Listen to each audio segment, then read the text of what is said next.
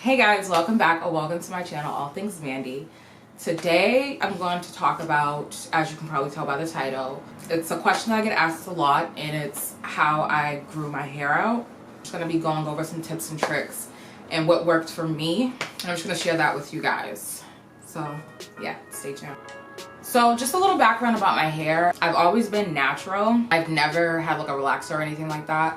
And growing up, you know, I would wear braids and stuff like that. I never wore my hair curly or whatever. It would just always would be in braids and protective styles, which most kids, especially the era that I grew up in, you know, it wasn't a big thing like now.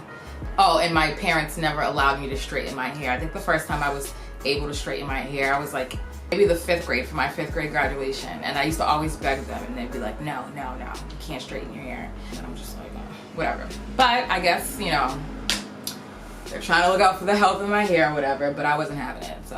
I finally was able to straighten my hair and I thought I was just like, you can't tell me. So yeah, middle school I was still wearing braids and stuff, then it got to high school. And at this point, you know, I was doing my own hair at the time. So basically, I would just straighten my hair. Like 80% of the time my hair would be straight, especially towards like the end of high school. Like 80 to 90% of the time my hair was straight. Sometimes I would wear my hair like in a bun or a ponytail, whatever, but I would never wear like my curly hair. Like I never really embraced that. And I mean, when I'm saying like I would straighten my hair, like I was the type to straighten my hair multiple times in a day. Like I was the type that when I was in class, I would have a big mirror, I would have my olive oil hair sheen while during class, and I have like my big duffel bag and I pull out my flat iron and just start doing my hair while my teachers were like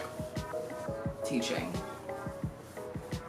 I was that girl. So my hair at this point was a decent length. Like it probably was like shoulder length-ish or whatever, like a little bit past shoulder length. Surprisingly, my hair doesn't heat damage easily, and even at this point, like I had pieces of my hair that were like clearly heat damage, but it wasn't that significant, especially at the rate that I was straightening my hair. You would think that my hair was just fried. I still had my curls, but it was just like certain pieces. But for the most part, my hair was, I wouldn't say healthy, but it was, you know, it was pushing through.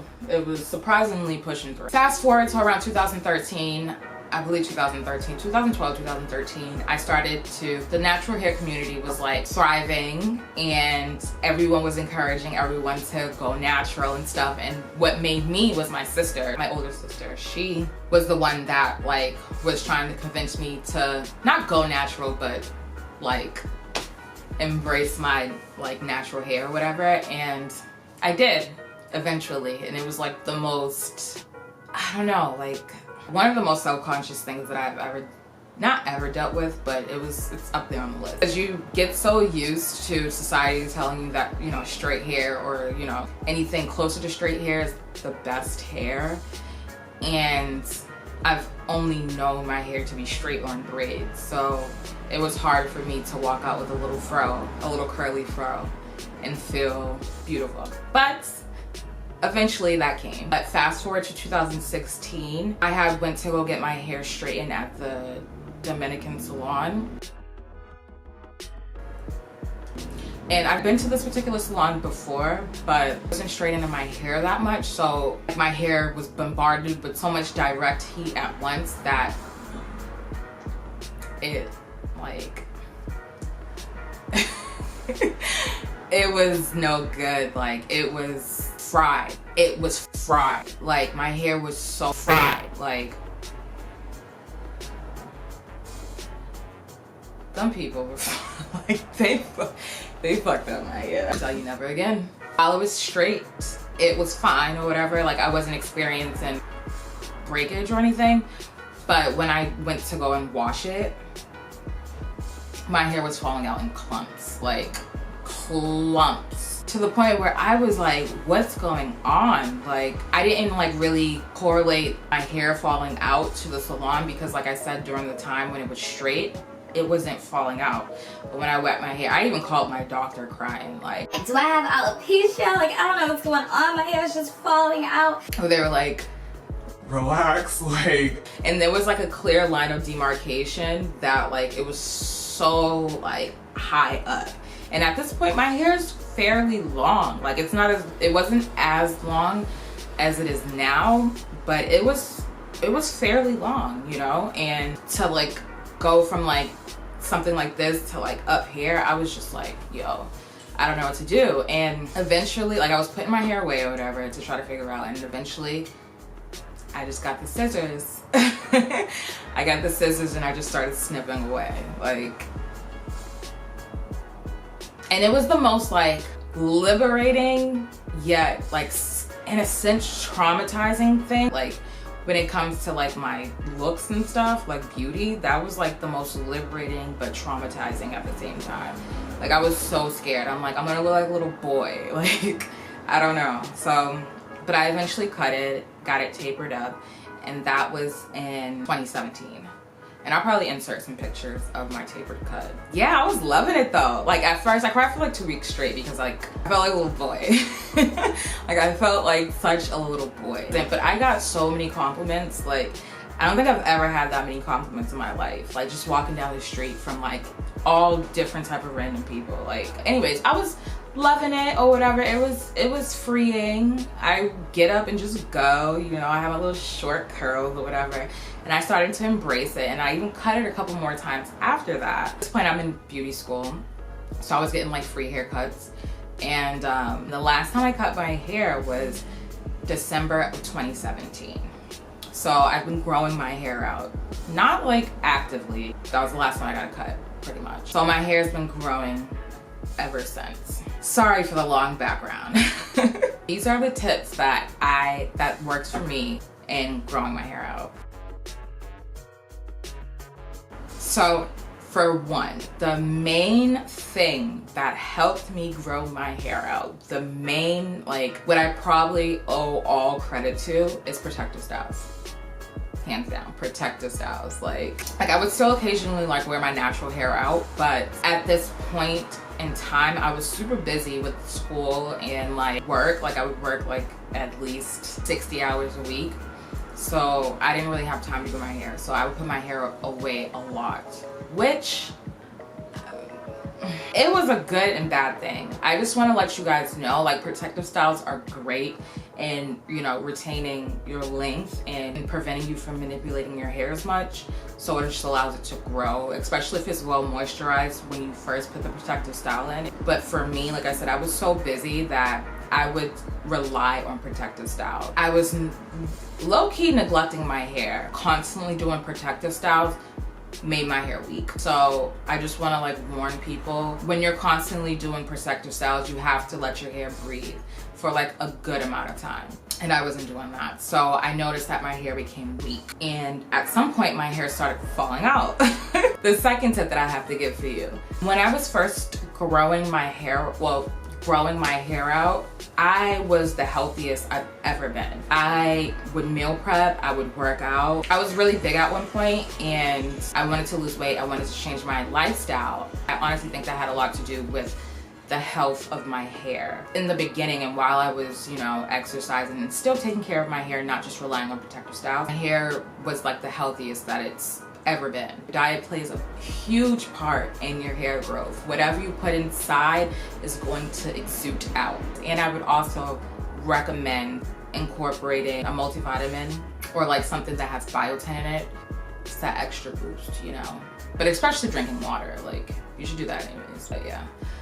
So number 3, find products that work for your hair. I can't stress this enough. When I first started to like really go natural, I was all on YouTube looking at different channels about natural hair, which is great. But I also want to like give a warning, especially to like newly naturals. Don't buy into like all the hype of like collecting, wasting your money on all these products just because a YouTuber is pushing them. And I'm not saying that like you can't take it into consideration, because YouTube is definitely helpful and it's helped me a lot along the way. But you have to also take everything with a grain of salt, because a lot of people are paid to say these things. And I'm not knocking that, but just be aware, you know. So, and I fell into like, I gotta get this, I gotta get that because this YouTuber said that, because this YouTuber's like, no. Obviously, you have to go through trial and error with figuring out what products work for your hair, and obviously YouTube is a great way to like find different natural hair products. And you don't always have to buy expensive products. Like, I literally sometimes use the cheapest products, but everyone's hair is different. What I may be able to use, you may not be able to use. Take it from there, you know? Go at your own pace. It's not a marathon. No, it's not a race, it's a marathon.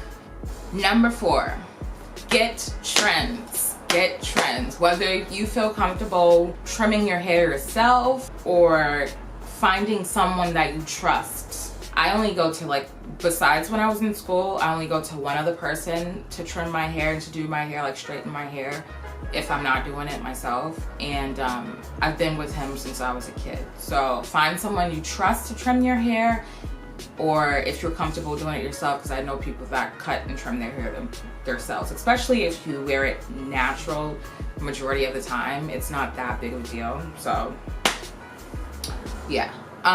Also, when it comes to trimming your hair, don't be afraid to, like, if your hair needs to be trimmed well and you need to take off an inch or 2, don't be afraid to compromise length, because in the end it's better for your hair.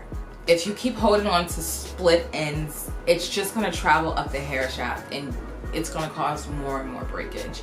So if retaining length and you suffer from like severe split ends, don't get too wrapped up about like having to take off an inch or more. Like, hair will grow if you're doing everything. I mean, and also genetics plays a part in it too. Like, I don't want to discredit that, but your hair will grow. Like, that's something that I also had to tell myself. Like, I used to be like not obsessed with my hair, but I used to like just want long hair. Now it's just like, it's gonna grow. Just relax. It's a race. I mean, it's a marathon, not a race. Another tip is your scalp. I am not a advocate or a fan of a hair regimen that relies on co-washing. I don't mind a sulfate shampoo, or you can get a shampoo that's sulfate free that, you know, is still clarifying in a sense, but a healthy scalp will result in healthy hair, you know? It's just common sense. So like for me personally, co-washing, and I just don't believe in it. So not saying that you can't co-wash, but just relying solely on co-washing, I feel like there'd be so much buildup in on your scalp, and your hair is not going to be able to penetrate through. Yeah, as well as if your scalp was clean. So yeah, I'm not against sulfate and all that, but you know, again, see what works for you and use that upon your own discretion. Another tip is pre-pooing. That kind of goes along with what I just said. If you are using a sulfate shampoo, you can always pre-poo. That's basically mixing up your favorite oils, applying it on your hair and your scalp, moisturizing it, and then going in and washing it with a shampoo. And that way, you're not completely stripping your hair of all its moisture, but at the same time, you're cleaning your hair and your scalp. One last final tip. Make sure you're balanced between moisture and protein. So you don't want your hair to have too much protein, and you don't want to have too much moisture in your hair. So if it's feeling mushy, get some protein. If it's feeling too hard and rough and dry, you probably have protein overload and you need to focus on moisturizing your hair. I hope you guys enjoyed this video. If you have any questions, just leave them down in the comments below. And let me know what you guys do to your hair. Like, what's your regimen? What have you learned? What hindered your natural hair journey? What boosted it? So yeah, I'm always looking forward to hearing what you guys have to say. And until next time, don't forget to like and subscribe if you guys like my content, and I'll see you guys pretty soon. Toodles.